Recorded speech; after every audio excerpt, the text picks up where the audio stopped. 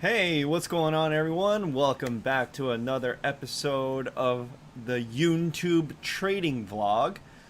Today we are recapping the week, and if you've been following me this entire week, you know that it's a little bit different than the way that it's gone before. I am doing a little bit more of carrying trades overnight, and today is no exception. Just because it's Friday doesn't mean I'm doing any exception. I did attempt to take a little bit of profit off the table, but my stops didn't get triggered. So I'm going to explain exactly what I mean in just a minute. You're looking at the screen right here. You can see that I'm holding $876.25 in profit with 6 contracts. So I successfully stacked up to 6 contracts, although some of it was a little bit late, I'm not going to lie. But I was effective in terms of being able to achieve my goal of stacking quarters.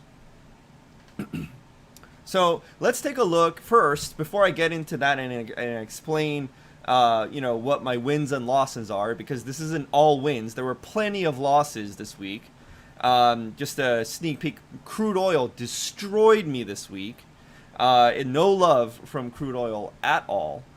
Um, but I will say, let's take a look first. I'm going to start doing this a little bit more on a regular basis. This is a brand new vlog, so if there are changes that come and stuff that you're not familiar with, please, give me some grace, because I am setting this up in a way that is going to be more consistent and fair as time goes on. And when I was just day trading, all I had to do was summarize what I did for the day, and that would be it. But now that I'm holding trades even longer than a week, as you're looking at the screen right here, it dawned on me that I need to track things and report things a little bit differently to be more accurate, to be a little bit more fair. So what I'm gonna do is I'm gonna go back. I'm gonna take this.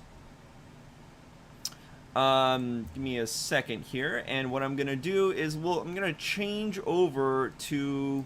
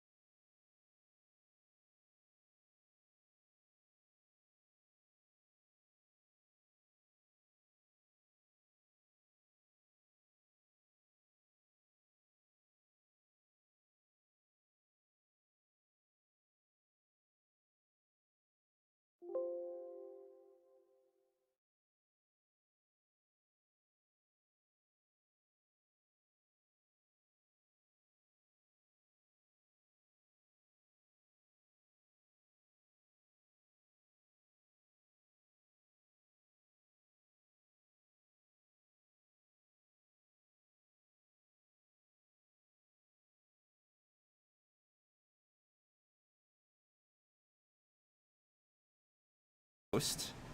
Okay, so now now I look like a little bit of a ghost here, but you can actually see all the text. Not that it's really that big of a deal, but I just wanted to go over my June performance. I started this vlog in the middle of June as a way to serve multiple purposes, as a way to um, not only did I want to portray and a true honest opinion, and were like actual honest P&L, profit and losses, at the end of the day, at the end of the week, at the end of the month, because I think a lot of traders and a lot of services out there are dishonest about that. I think that they brag about their wins and hide their losses, which is human nature. Right? If you go to a casino, and when you're sharing casino stories, if you if you like to share casino stories, you usually talk about and brag about the days you won really big. You won the jackpot. You won real big at poker or blackjack or whatever. You rarely brag about the days you got destroyed and you got wiped out clean and you drove home like depressed. Like you rarely brag about those types of um, those types of instances, but yet those are the types of stories that are way more common than the wins. And I think the same holds true in trading. And so this was my commitment to be win or lose, to be as honest as possible. And if you're new like me, I consider myself to be pretty new, right? I only started really seriously doing this in like I learned about it in October last year. I learned what futures was, and I only really started getting serious about it and put some serious money into it, and actually looking at it every day in February, right before the COVID crash happened. So you can imagine that it's been a really topsy-turvy kind of ride for me, and it's been quite an experience. And this is, to me, I'm going through training grounds, and you're all along the ride with me. So here, what we have is June is where I started talking and showing you all the trades that I've been taking. And in June, let's just take a look at a couple of different things here. Whoops, that was a screen that I didn't need. Why am I I want to use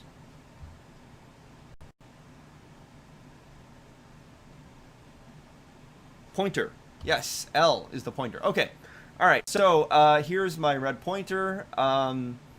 So in the beginning of June, I only had $2,700 in my futures account. I think about $2,000 to $2,500 is the bare minimum for you to be able to trade anything of significance. You could trade like one or two contracts or micro contracts at a time, and be safe with it, holding true to the 2% risk per trade, which is not a lot. At $2,000, 2% is only $40. Right, that's very, very, very little risk, and it's almost like you can almost not even really do anything, taking the bets that small, because the minimum increments are often way too big for you. So I won't lie, sometimes with at this level, sometimes I did take like 5% risk. Sometimes I was taking $50, $100 worth of risk per trade. As in potential losses per trade, but the second line here showing 29.22 this month's activity is a combination of my profit and loss, and the fact that I put more money in because I felt that I was ready to step up my game a little bit. I felt like I was stretched a little bit thin. Day trading with just $2,700, and if I wanted to show more types of things on this channel, then I realized I needed more margin, so I deposited a bunch of money as well. I believe it was like $1,000 or it was like $1,500 or whatever. That's why you see an additional. That's why you see the most important line item here is this 14.1469. This is my profit for June, which I was pretty happy with. I'm not gonna lie. If you're basing this off of the fact that I only took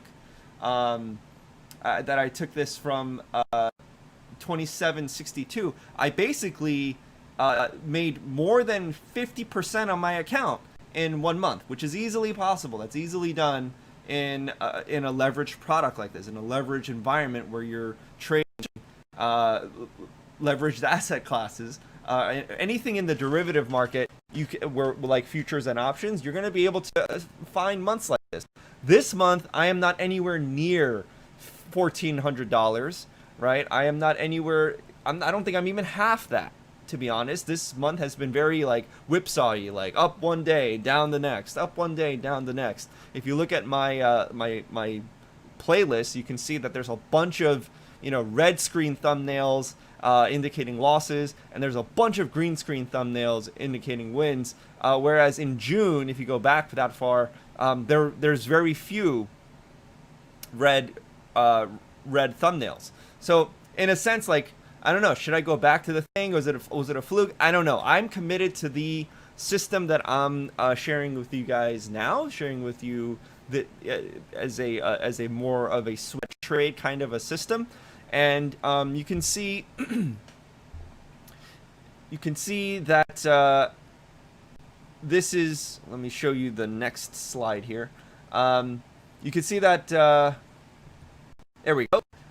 You can see that I'm holding. Well, let me just go back 1 second. You can see that I ended the month with $5,600, $5,684, and today I have $6,100. So I do have a small gain for the month, which is better than a loss. Honestly, this is better than I thought I was doing. I don't usually track this on a day-to-day basis because I don't like obsessing over the numbers. It tends to put me in a bad mental state. I like to focus on the process and handling things that when they don't go my way, right? You learn way more from losses than you do from wins, and I want to have my mind like set and open for any kind of mental like distress that happens as a result of me losing. And there was plenty of that this week. There was plenty of that last week. But overall for this month, small marginal gain, nothing really to brag about, not even 10% gain. But that's what I'm sitting at right now. This right here is basically the crown jewel that is keeping me from becoming very, very upset. And this is what is actually working for me and allowing me to demo for you exactly the beauty of quarter stacking, trading stacking quarters. I'm gonna have to figure out a better name for that.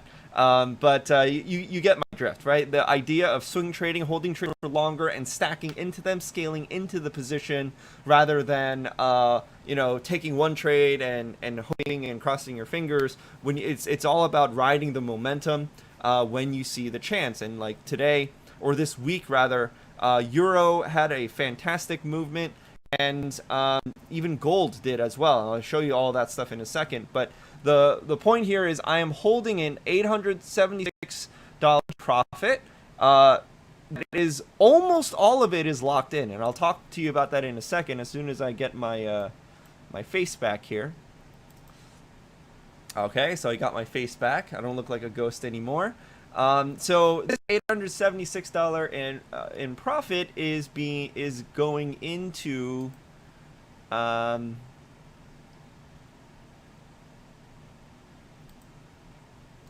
let's see.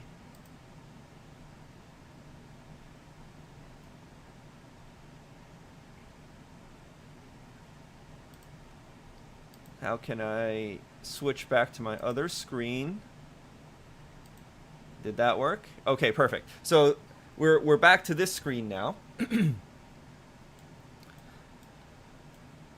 Let me just summarize how this big swing in I can actually go on the 4-hour here.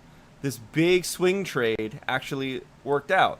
If you look at this is if you look at the 4-hour chart here, this is a huge move all the way from the major quarter, down here, the 1250. And I mean, I only caught about half of this. But still, that yields me $876. I'm not really going to complain about that. So how did this happen? Well, you can see that I added a trade here. Let me get some of this line stuff out of the way. The EMAs out of the way. I added 2 contracts here at the 1425, and I attempted to add more at the 1500, but I missed it. Right, it just moved. It just blasted through the 1500 so quick. I wasn't able to add anything. I don't know where that came from. I don't know what these exclamation points are supposed to represent here. I attempted to add another contract here, but I didn't make this. I think this was one of those days I got a margin call or something like that. So I did end up adding, not at the 1525, but at the 1575. And from there, what I ended up doing is I put stop limit orders, which is a little bit risky, but I only did it because the RSI was so high above 60. If it wasn't, I would have been much more nervous, and I probably wouldn't have done that. I would have been watching it more like a hawk. But you can see one arrow here, another arrow here, and another arrow there, indicating that on. I added one at the 1575. I had one at the 1600, and then I added another at 1625, and I may have added another. Maybe I might have added another one at 1650. I'm not sure. I'm not sure if this is showing me 1625 or 1650. Anyway, the point is, you can see that I'm just adding 1, 2, 3, 4 contracts in addition to the original 2, giving me a total of 6 contracts. Now, as of right now, every 1 pip that it moves, I am winning or losing like $8, as opposed to when I started the movement, it was more like 250, right? And so it's every tick or every pip counts for 6 times as much as it used to, or rather 3 times as much as it did in the beginning, because I started off with 2. So I am really stepping on the gas here. Which is why I tightened up my stop so that I minimize my losses. But I have not been stopped out, and I keep knocking on wood a lot this week, and I hope that this continues to happen, because so when I added on at the 1600, my stop wasn't 1600. My stop was 1575. It was a lot. There was a lot of choppy action, and I thought, oh my God, this could be over. This might be it. This might be it. I might break, especially when it broke back down to 1600, and I saw only this. I was like, oh my goodness, this might be over. The RSI dipped below 40. This is the 15-minute. I don't usually look at the 15-minute, but you can see that there's a lot of weakness in the momentum. I thought it was over. I'm like, okay, I'm ready to get stopped out, but I didn't touch anything. I was just mentally preparing to get stopped out, and for a profit. Still, it was like a $300 profit at that point. But instead, remember again, my stop at this point is 1575. But instead, it rallied back up, and I was like, you know what? If you're going to give me a rally, I'm going to add another contract. Especially with this high of a momentum, I'm going to add another contract. And I took, I think I took it. I must have taken it at 1650, not 1625. Sorry. So whatever price I took it at, I took it here. And I added, and then I moved my stop accordingly. And then my new stop is now 1600, right? So I'm locking in 25 more ticks worth of profit, guaranteeing it. Worst case scenario, I get stopped out at 1600. And I have another stacked contract at 1625. I did this again when it hit 1650. And that was today. Today I added another contract at 1650, and because it's Friday, I was like, you know what? I am okay if 1650 hits, and I'm just done for the day. I'm locking in my $876 right here. I'm locking this in. Well, no, actually, at this point, at 1650, it was less than, it was like $700 something. Right? And I was like, I'm okay with that. I'm okay to end the week on this particular trade for the $700 win and share this with you guys. So I moved my stop all the way up. I moved it all the way up to 1650, and I stepped away from my computer, and I was working on something else, and I was just like, okay, I don't care what happens. I didn't have any other positions open. So I'm like, okay, I'm like, we'll see if it gets stopped out or not. And then 5 o'clock hits. I know the market's closed, and I came back to look, and I'm like, holy crap! it moved up another 20 pips. Like, this is like, you know, again, I'm gonna keep knocking on wood because, but this rally is like unstoppable. Is at least that's what it seems. My target was actually, I also had some take profit, but that got canceled at the end of the day here. I had take profit at 1675, which would have taken down probably the first two contracts that I was in. I'm not sure actually what the order of selling is. When I started adding like 2 on Monday and then another one on Wednesday and another one on Thursday and another one today, like I don't know which one they decide to give me profit on first. I don't know. I never really done this before, so like we'll see, you know. But I didn't hit my target. I didn't get stopped out, so I'm just in it. I'm just in it all the way, and so like I'm just happy with this win. But it's not all it's not all good news this week. Crude oil kicked my ass this week. No love at all from crude oil. But before we talk about that, let me just show you. This isn't a market that I pay attention to nearly as much, but the gold market, the gold futures, similar kind of situation as the euro dollar, right? Similar kind of situation. I wasn't really paying attention to this because it doesn't move quite as quick, but I think I'm gonna start paying attention to it now because it's got such high momentum. We're nearing all-time highs, and we'll see. So I feel like there's something that's gonna happen here. But you can see the same idea. I already drew the lines here. The big white line is the big quarter number. Every red line is big dimes. Every green line is small quarters. 25 points for every increment of the green lines above and below the red lines, which are big dimes, right? 10 dimes are 10, right? So when I say big, you multiply by 10. So every 100 points, I have a red line. So with that being said, this 750 in the middle, that is a multiple of a big quarter. That is a multiple of 250. So I draw that because that is a significant number. And so it doesn't look at that significant, but this activity in and around it is indicating that it's just really respecting. If I just do it like this, for example, you can see there's a lot more activity between this green line and this white line, ignoring the two lines in the middle. There's a lot of activity here because it's just really respecting the 750 and the boundary of the 750, the outer boundary of the 750, which is the green line, right? The lower green line. And then once it picked up momentum, this is the daily, by the way. So once it picked up momentum, it really took off above. Blasted through the 1800, blasted through the big quarter boundary of the 1825, and it hit 1900, right? It's sitting at 1900 right now. The same idea applies here. Like I could let's say I started at the 1750 because that's really when I'm looking at that as the new bottom. Right, instead of this here, unless I'm being super aggressive, I could take this.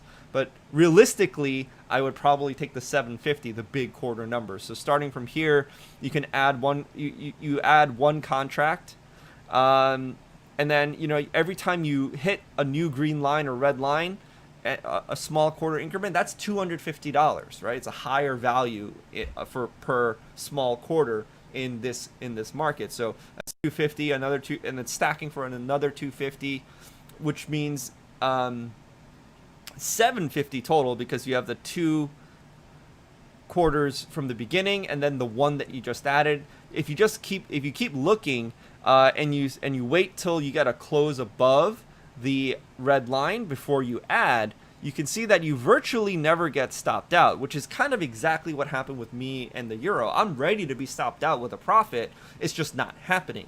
And so I'm going to let that ride for as long as the market's going to give it to me. This is where I believe bigger money is to be made. It doesn't seem like it because I got my ass kicked in crude oil, but and so because I'm mixing day trades with swing trades, this is a really good version of a swing trade.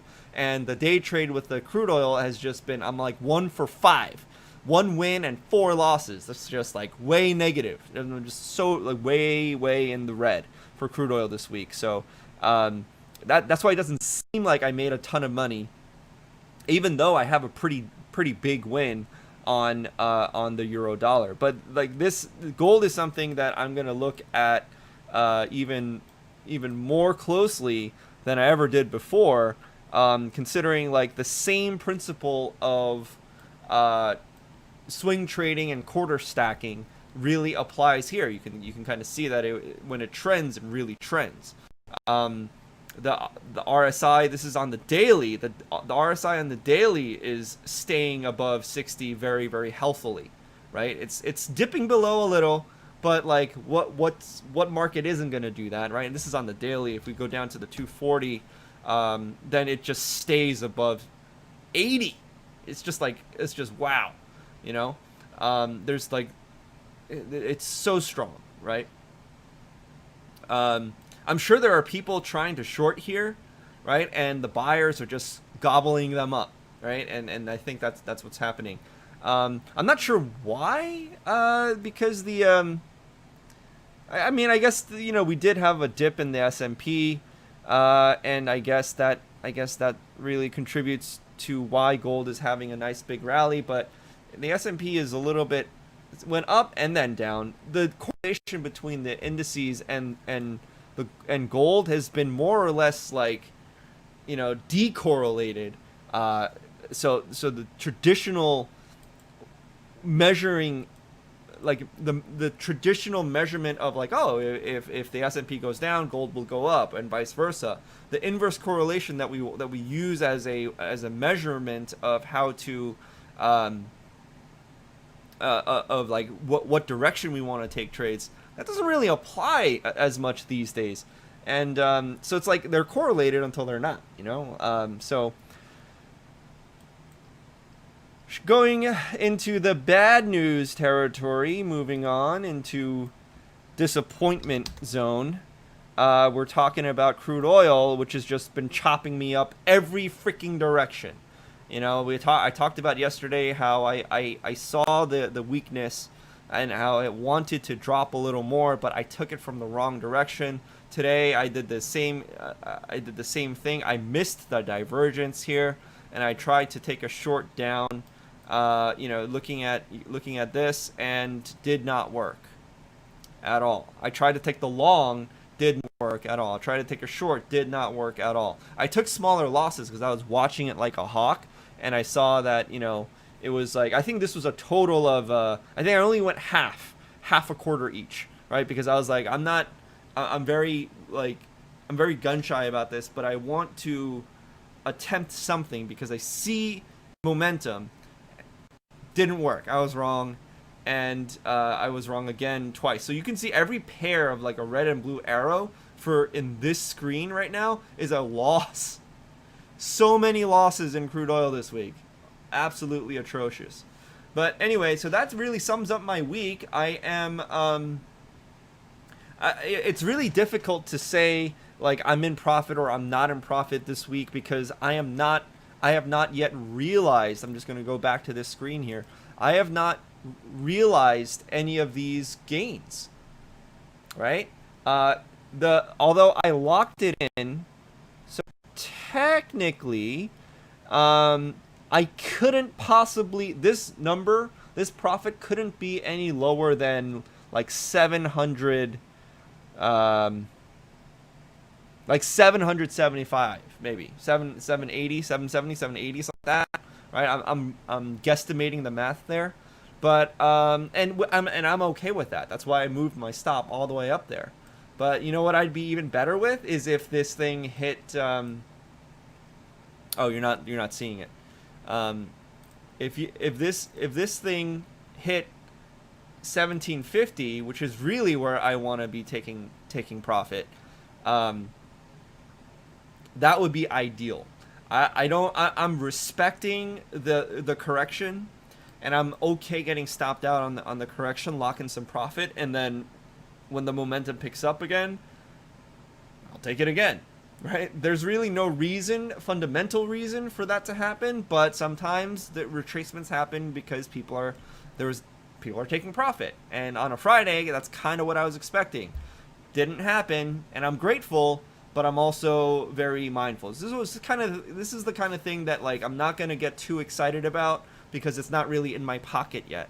But I am proud, not proud is a little bit of a strong word. I am thankful and grateful that I was able to demonstrate and participate in the quarter stacking strategy, and that I was able to demo it for all of you watching. I was able to do it for myself to actually counterbalance all the ass kicking that I took in crude oil, that like hundreds of dollars in losses. This kind of counterbalances that and puts me in a place where, like, I'm more or less break even for the month now. I thought that I was gonna. I honestly thought, before I checked my stats today, I honestly thought that this month was a losing month.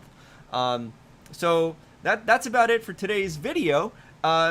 Everyone have a great weekend. I will see you on Monday for another episode of the YouTube trading vlog. Have a great weekend. See you on Monday.